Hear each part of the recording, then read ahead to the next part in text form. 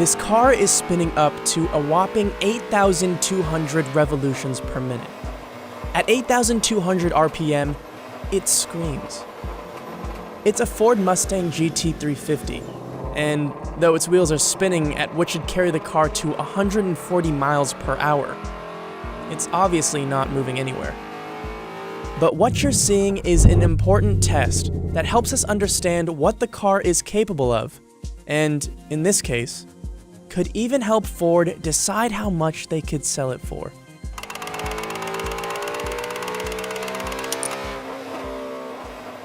It's impossible to watch a car commercial without seeing torque and horsepower numbers. Bred to deliver 412 horsepower and 390 foot-pounds of torque. Car manufacturers would have you believe higher horsepower and torque translate to faster and stronger. That's not exactly true.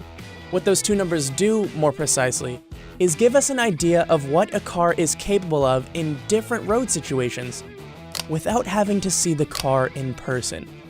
Before we examine how horsepower and torque are measured, let's break down what they are. Simply put, torque is the capacity of a force to twist something. Think of a torque wrench, where you fit the mouth of the wrench to a bolt and push down on the handle. The wrench's ability to turn the bolt is torque. The same exact twisting action is happening inside of a car engine, except this time, instead of your hand and arm pushing down on the handle, tiny explosions happen inside each engine cylinder, pushing a piston down that causes the crankshaft to rotate. No hands required. Torque. The harder this piston pushes on the crankshaft, the harder the crankshaft spins, the more total energy a car's engine puts out. So, to recap, in the case of our car, torque is how much force an engine produces. How does horsepower relate? Well, if torque is how much force an engine produces, horsepower is how quickly it can produce that force. So, we have a bunch of horsepower. What can we do with it? If we have, say, 5 horsepower, we'll have enough to move a 2,750-pound car 1 foot in 1 second, given weight and power are the only two factors.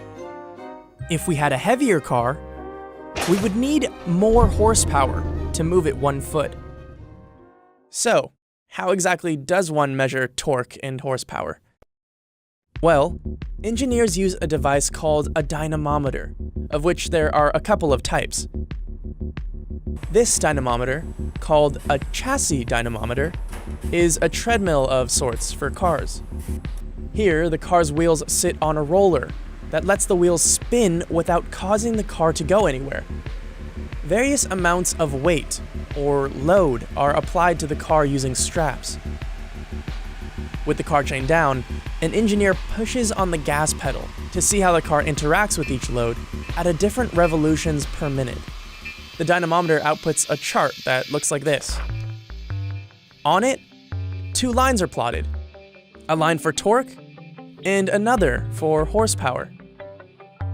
Peak torque is where the engine produced the most force. Peak horsepower is where the engine produced the most force the most quickly.